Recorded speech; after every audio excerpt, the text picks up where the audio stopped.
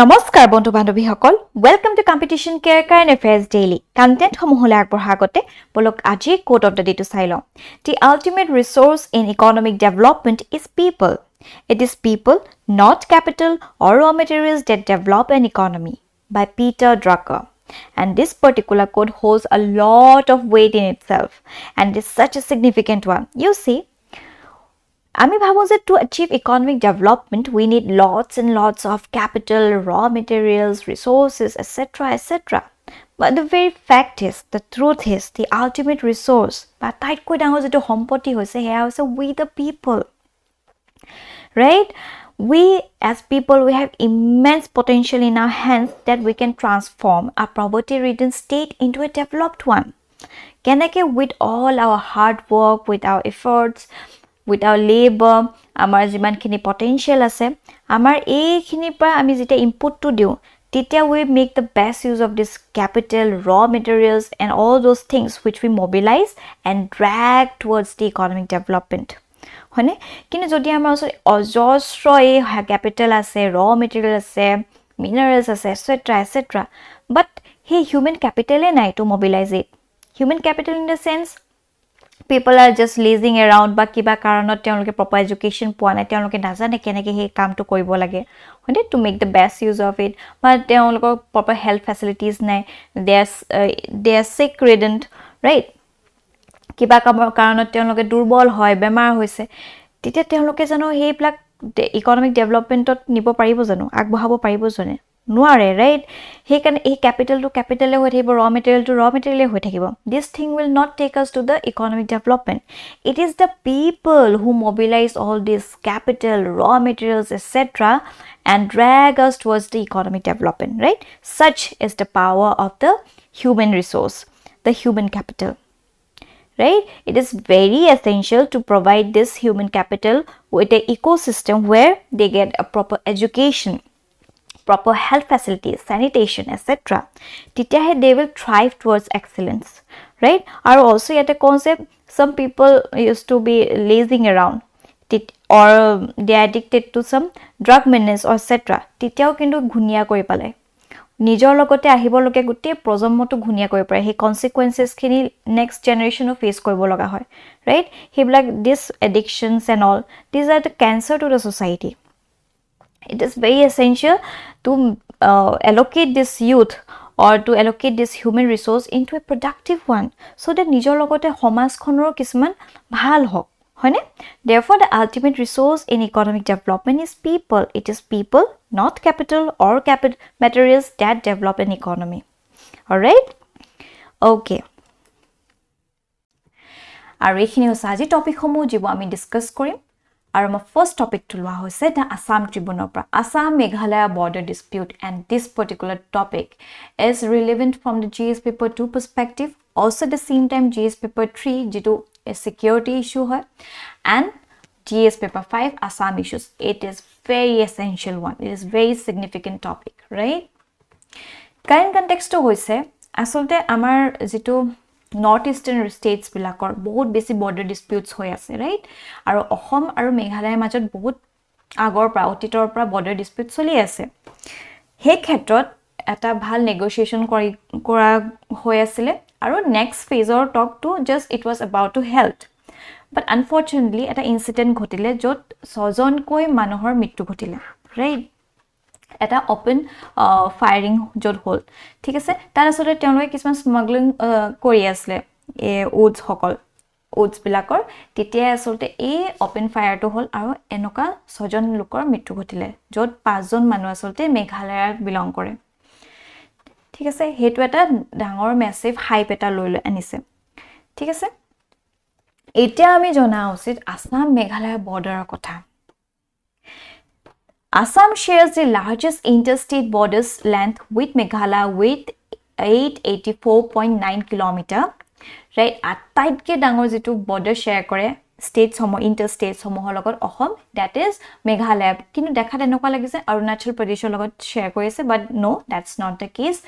Aya hoise ataitke besi border share korise with Meghalaya which is 884 আৰু দ্বিতীয় স্থানত আছে Arunachal Pradesh with 804.1 kilometer ঠিক আছে আৰু এইখিনি হৈছে জেগা য'ত শ্বেয়াৰ কৰি আছে ৱেষ্ট কাৰ্বি আংলঙৰ লগত 162.10 কিলোমিটাৰ, মৰিগাঁৱৰ লগত 14.50 কিলোমিটাৰ, কামৰূপ মেট্ৰ' লগত হৈছে 79.70 কিলোমিটাৰ, কামৰূপ মেঘালয় আটাইতকৈ বেছি ইয়াতে শ্বেয়াৰ কৰিছে, that is 200.90 kilometre, right.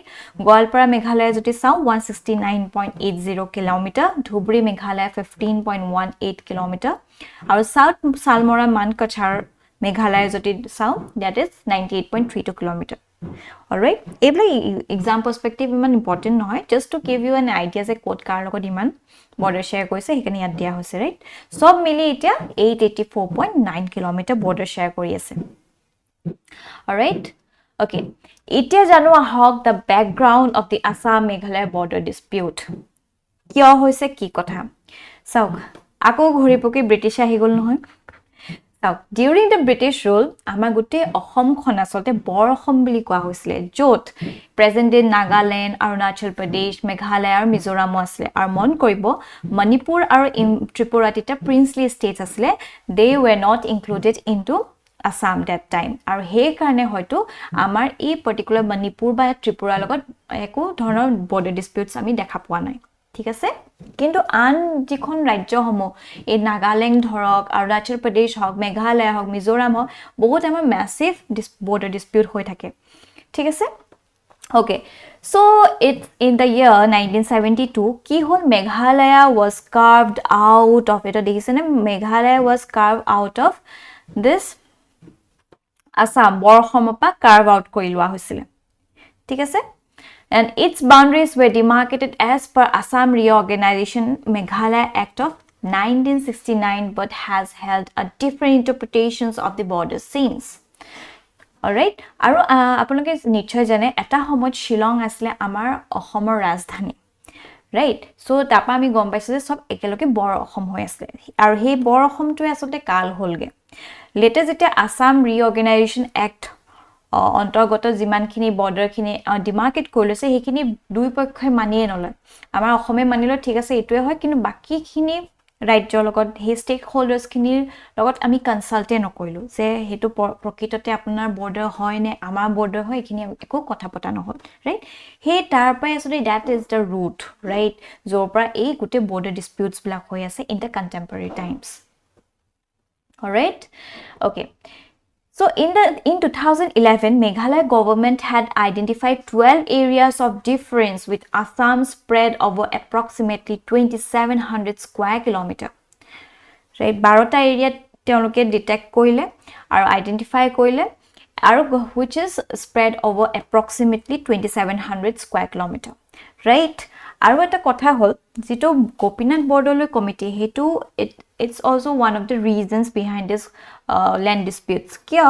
Because যেটো 1951ত এটা কমিটি গঠন কৰা হৈছিলে, which is headed by then Assam Chief Minister Gopinath Bordoloi, আৰু তেখেতে কিছুমান ৰিকমেণ্ডেশ্যন দিছিলে, ৰাইট। আৰু এই 1951 কমিটিৰ যিখিনি ৰিকমেণ্ডেশ্যন আছিলে, সেইখিনিৰ ওপৰত ভিত্তি কৰি এই আছাম ৰিঅৰ্গেনাইজেশ্যন মেঘালয় এক্ট অফ 1969টো প্ৰস্তুত কৰা হৈছিলে, ৰাইট। সেইকাৰণে আচলতে এই পাৰ্টিকুলাৰ ৰিকমেণ্ডেশ্যনছখিনিও জগৰীয়া হৈ আছে। কি কৈছিলেনো ইয়াত কৈছিলে যে ই recommended block 1 and 2 of Jayantia Hills, Meghalaya can be transferred to the Mikir Hill of Karbi Anglong. এয়া দেখিছেনে, এই পাৰ্টিকুলাৰ এৰিয়াটো আমি কাৰ্বি আংলং হিচাপে ধৰোঁ, দেখিছেনে। তো ইয়াৰ পৰা আচলতে কিছুমান ব্লকছ যোনটো জায়ান্তিয়া হিলছক বিলং কৰি আছিলে, এইখিনি জায়ান্তিয়া হিলছ দেখিছেনে, ইয়াৰ পৰা আচলতে ট্ৰান্সফাৰ কৰি দিবলৈ ক'লে এই Mikir hill of Karbi Anglong. Besides some areas from Meghalaya Garo Hills to Goalpara district of Assam. এয়া দেখিছেনে গোৱালপাৰা, কোন গোৱালপাৰা, এয়া গোৱালপাৰা ডিষ্ট্ৰিক্টছ অফ আছামকো কিছুমান দিব ক'লে, যিটো গাৰো হিলছৰ হয়, এইখিনি গাৰো হিলছ হয়। The 1969 Act is based on this recommendation, which Meghalaya rejects, claiming these areas originally belonged to the Khasi Jayantia Hills, right? So, heitwe ho goise main bone of contention. A major point of contention between Assam and Meghalaya is the district of Langpi in the West Garo Hills. এইটো দেখিছেনে, Langpi হয়। ইয়াৰ পৰা যদি আমি চাওঁ, এই particular এৰিয়াতে এই Langpiটো থাকিব, দেখিছেনে ইয়াতে। So তাত কি হ'ল, in West Garo Hills bordering Kamrup district of Assam, Langpi was the part of Kamrup district during the British colonial period. দেখিছেনে? But post-independence, it became the part of Garo Hills and Meghalaya. So, ইয়াতে আমাৰ অসমে কৈ আছে, since এটো আমাৰ মাটি হয়, we need these places, right? কিন্তু মেঘালয়ে কৈ আছে এটো তেওঁলোকৰ হয়. And it is a part of Garo Hills, right? Assam considers it to be the part of Mikir Hills in Assam. Meghalaya has questioned Block 1 and 2 of the Mikir Hills, now Karbi Anglong region, being part of Assam. Meghalaya says these were the parts of erstwhile United Khasi and Jayanta Hill district. So this is the main bone of contention. Yar porai asore gote border disputes bilak develop hoi ase. Thik ase? Eta ki step lua hoise to resolve these border disputes.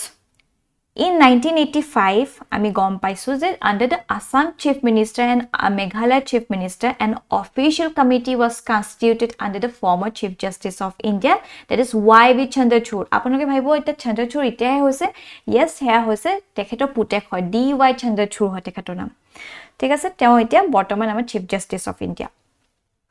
কিন্তু তেতিয়া তেওঁ পিতৃ আছিল YV Chandrachud, তেওঁ অন্তৰ্গত আসলে এই কমিটিটো গঠন কৰা হৈছে, কিন্তু একো ৰিজল্যুশন তেনেকে পোৱা নগলে, right? Not found. Later, both the state governments identified 6 out of 12 disputed areas for the resolution in the first phase. 12টা আসলে which was identified the disputed area, তাৰ পৰা 6টা জায়গা আসলে প্ৰথমতে ৰিজলভ কৰিব, later 12টা ৰিজলভ কৰিব, হিকিনি ভাবা হৈছিলে, ঠিক আছে. The 3 areas contested between West Khasi Hills district of Meghalaya and Kamrup in Assam. 2 between Ribhoi in Meghalaya and Kamrup Metro, and 1 between the East Jayanta Hills in Meghalaya and Kachar in Assam. Right? এইখিনি আসলে পৰৱৰ্তী সময়ছোৱাত বাকিখিনি 6টা কৰিব, এতিয়া বৰ্তমান এই 6টা এৰিয়া তেওঁলোকে ৰিজলভ কৰিবলৈ চেষ্টা কৰিছিলে. আৰু after a series of meetings and visits by the team to the disputed areas, দুটা পক্ষই আসলে এটা খুব ধুনীয়া ষ্টেপ লৈছে. 5টা পিলাৰৰ ওপৰত ভিত্তি কৰি তেওঁলোকে ডিসাইড কৰিম বুলি ভাবিলে. কি প্ৰথম হৈছে হিষ্টৰিকেল পাৰ্সপেক্টিভ, দ্বিতীয়তে হৈছে এথনিচিটি অফ দ্য লোকেল পপুলেশ্যন, তৃতীয়তে হৈছে কন্টিগুইটি উইথ দ্য বাউণ্ডাৰী, তাৰ পিছত হৈছে পিপলছ উইল আৰু এডমিনিষ্ট্ৰেটিভ কনভিনিয়েন্স. তো এই কিটা পিলাৰ মনত থৈ গোটেইখিনি ডিসিশন লোৱা হৈছে, এণ্ড ইট ইজ ভেৰি সিগনিফিকেণ্ট. আমি যদি যিকোনো আমি বৰ্ডাৰ ডিস্পিউটছৰ কথা যদি আমি পাওঁ, we can mention that joti border resolve কৰিব বিচাৰিছে, we can use these 5 pillars, right, to resolve these border disputes. Therefore this আপোনালোকে পৰাপক্ষত এই 5টা পিলাৰ মনত থৈ দিয়াটো উচিত, right? It is very important. Okay, তাৰপিছত a final set of recommendations were made jointly. Out of 36.79 square kilometer of disputed area taken up for settlement in the first phase, Assam would get full control of 18.46 square kilometer and Meghalaya of 18.33 square kilometer, right? Eneke resolve হোৱা কথা হৈ গল already. হেতুটা ভাল step লোৱা হল. হি জিমানখিনি 36.79 square kilometer contested asle, এইখিনি disputed asle, তাৰ আসতে আধা which is 18.46 square kilometer এয়া আমাৰ অসমৰ দখলত আহিলে, আৰু বাকি 18.33 square kilometer এয়া মেঘালয় অন্তৰ্গতত আহি গল, right?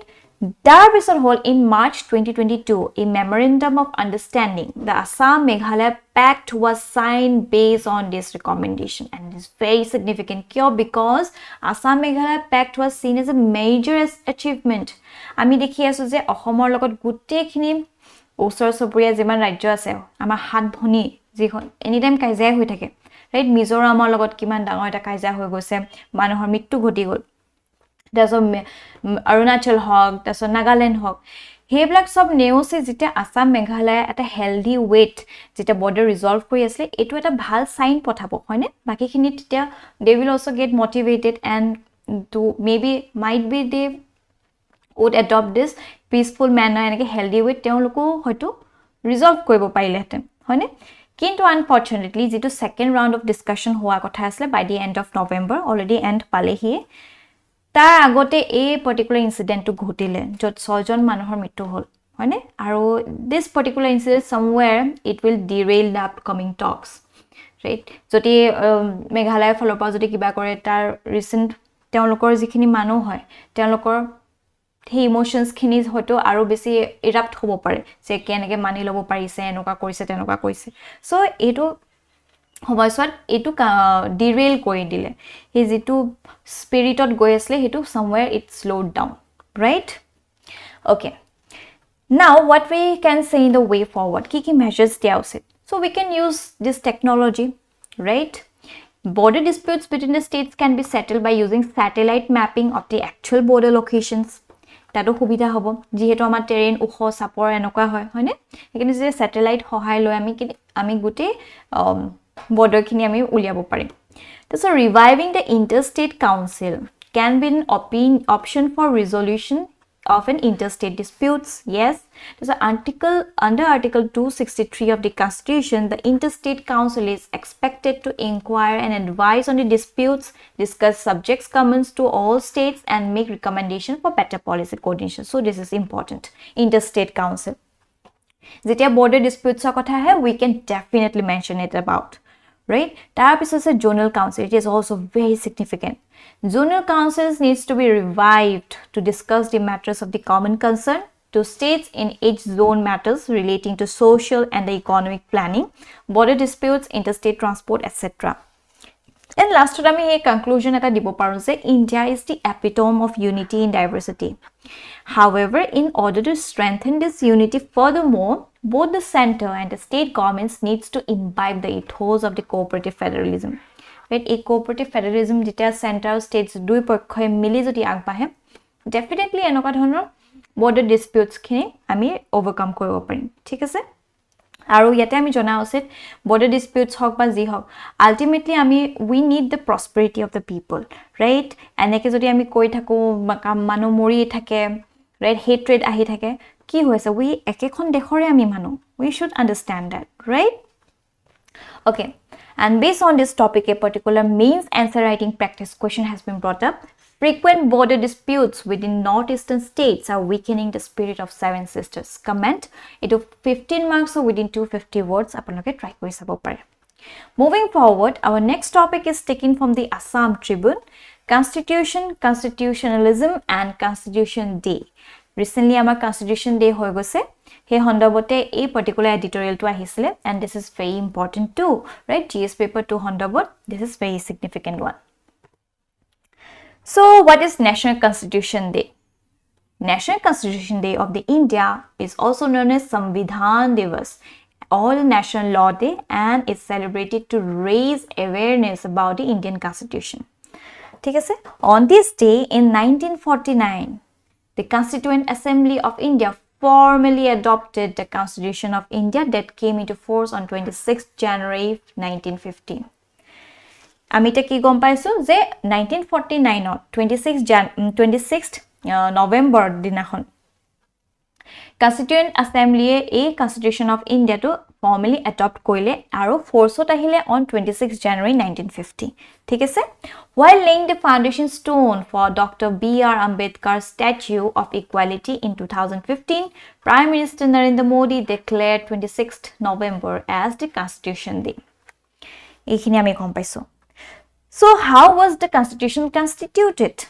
prothomote asode it was M.N. Roy first proposed the idea of the Constituent Assembly in 1934 right 1934 M.N. Roy asode a idea to display about this constitution needs to be drafted under the cabinet mission plan of 1946 elections were held for the formation of the Constituent Assembly the Constituent of India is framed by the Constituent Assembly The Constituent Assembly of the India appointed a number of committees to deal with different tasks related to the framing of the Constitution. And this framing of the Constitution was a mammoth of task, right? Iman kini diverse society ase, iman kini large population ase. Gute kini manuhok asolte ekhon doli sate ani kini teolokor gute rights homo teolokor religious belief khonana tu man hohos kotha nasile, right? Okay, aru is the 8 major committees and their heads are mentioned below. It is important, right?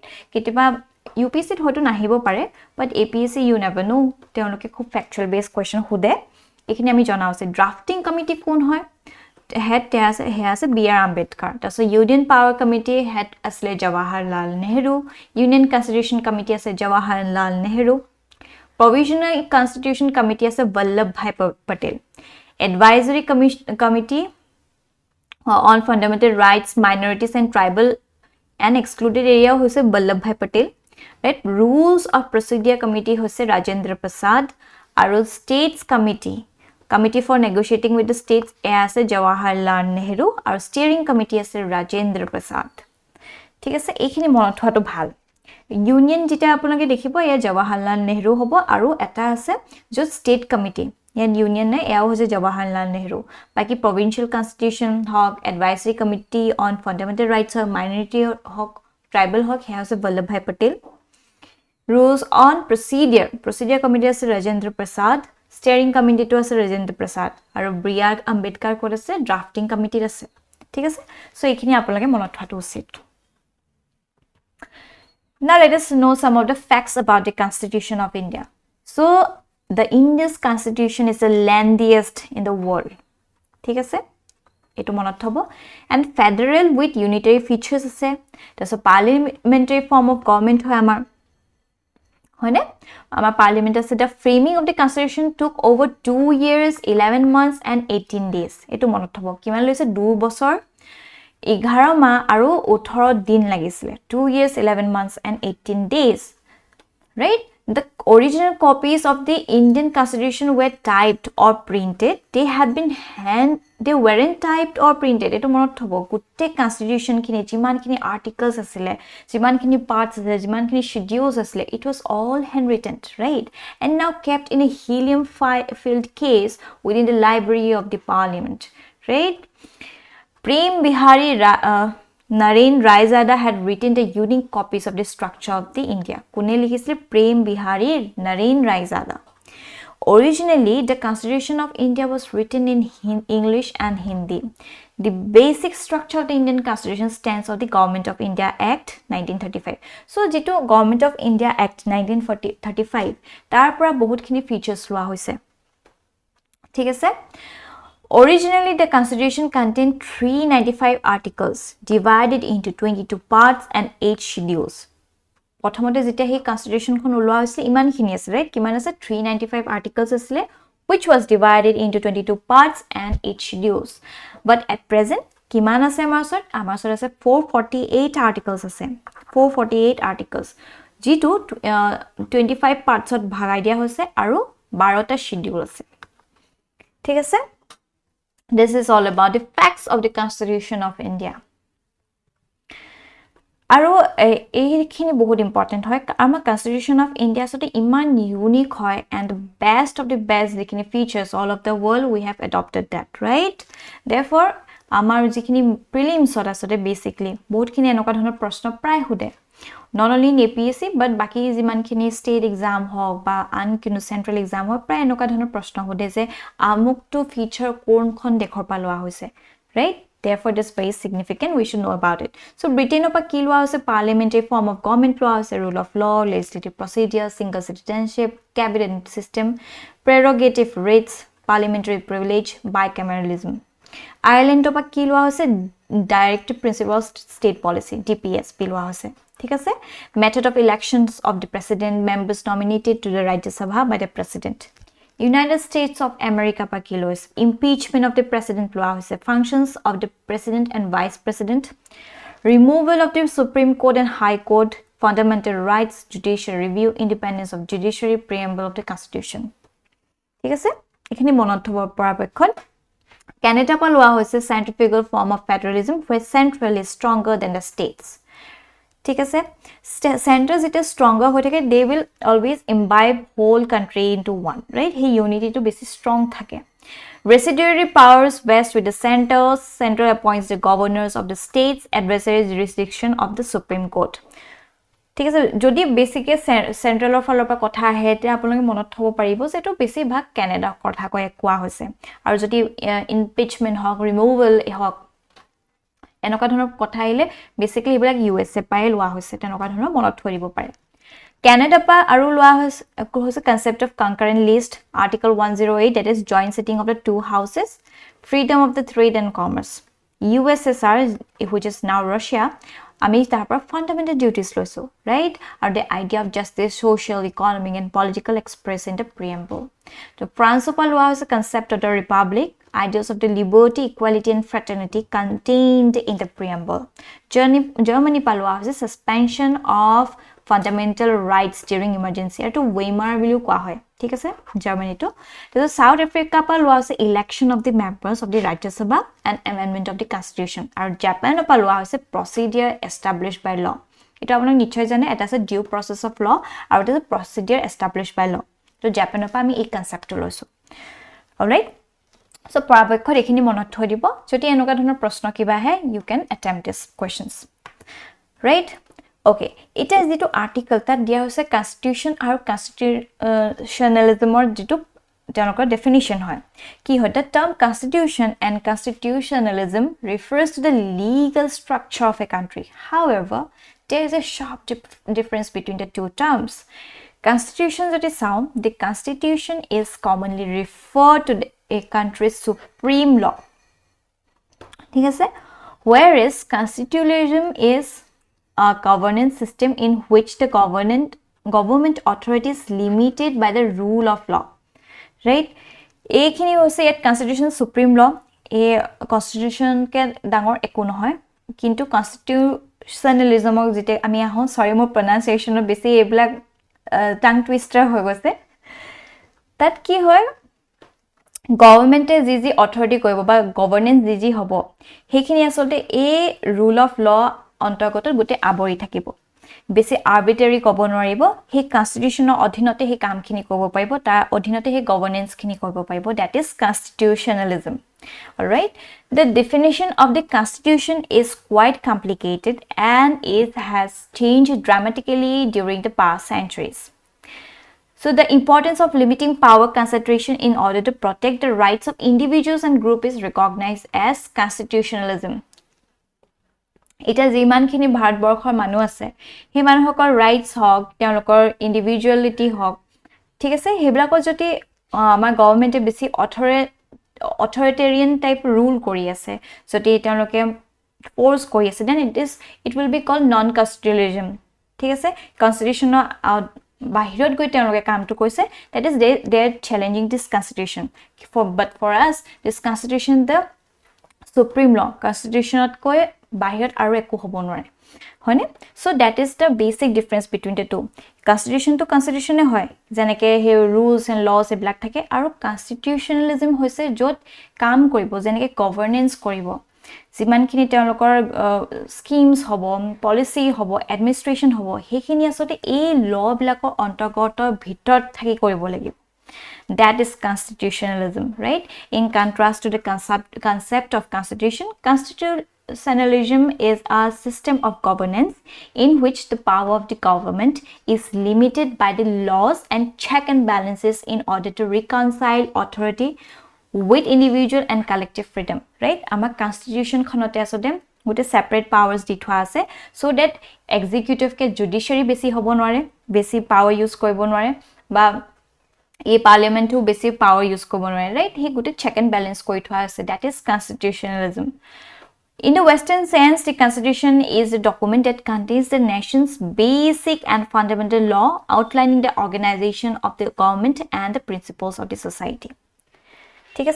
So this is about the Constitution and constitutionalism. All right? Okay. And based on this topic, a particular prelims-based question has been brought up. Kindly question to attempt koribo. And our last topic is taken from the PIB, late soft shell turtle, and this topic is important from GS paper 3 perspective. Current context hoise recently India proposal for transferring late soft shell turtle to Nelsonia Lethiu koa hoy from appendix 2 to appendix 1 of the sites has been adopted by the conference of parties to sites in its 19th meeting at Panama. Recently sites or asolte conference of parties soli ase jitu 19th hoy of its meeting and which is holding at Panama. that আমাৰ India আসলতে propose কৈছে যেটো আমাৰ late soft shell turtle হয় which is now allocated at appendix 2 needs to be moved towards appendix 1 and this particular thing has been adopted by the conference of parties ঠিক আছে এতিয়া তেওঁলোকে proposal to accept কৰিলে যেটো appendix 2 আসলে allocate কৰি থোৱা আছে now they will move it to appendix 1 right আৰু বেছি আসলতে হে protection দিয়া হ'ব Key highlights সমূহৰ কথা যদি চাওঁ the 19th meeting of the COP sites is being held Panama from the 14th to 25th November in 2022. India's proposal for inclusion of Jaipur hill gecko যেটো Crictodactylus japorensis in appendix 2 the transfer of red crown roof turtle Batagur kachuga from the appendix 2 to appendix 1 of the sites has also been adopted by the COP in this meeting. The late soft shell turtle species has been subject to intensive exploitation over the past 30 years. Right? बहुत बेसी असलते exploit हुए ऐसे बोस्तुটো बहुते আসলে meat perspective এটো হেৱন কৰে আৰু বহুতখিনি স্মাগলিং কৰি আছে সেই ক্ষেত্ৰত আসলে বহুতখিনি এক্সপ্লইট হৈছে আৰু আপোনালোক জানি আচৰিত হ'ব the population of the turtle species is estimated to have declined by 90% over the past 30 years 90% লকে তেওঁলোকৰ গোটে population decrease হৈছে সেইখিনি massive হয় right such that the species is now difficult to find all right So significance of listing in the CITES appendix jodi sound prothomto hoise legal international trade in the species does not take place for commercial purpose international trade in the captive bred specimens only takes place from the registered facilities higher and more proportional penalties are provided for illegal trade of the species thik ase ekhini hobo significance now let us understand of the soft shell late soft shell turtle. So late soft shell turtle is a large freshwater soft shell turtle which is endemic to the peninsular India and it inhabits rivers and reservoirs. ঠিক আছে এয়া হৈছে এটো মান মৰম লগা হটো হয় Distribution যদি চাও restricted to southern peninsular India যেটো Andhra Pradesh, Karnataka, Kerala, Madhya Pradesh, Maharashtra, Orissa and Tamil Nadu অবস্থিত In Kaveri and Tungabhadra, Ghataprabha, Bhavani, Godavari and Moyar drainage. ঠিক আছে threats কি পাই আছে It has been poached and illegally consumed within India. দেখিছেনে and it has also been illegally traded abroad for meat and for its scallopy.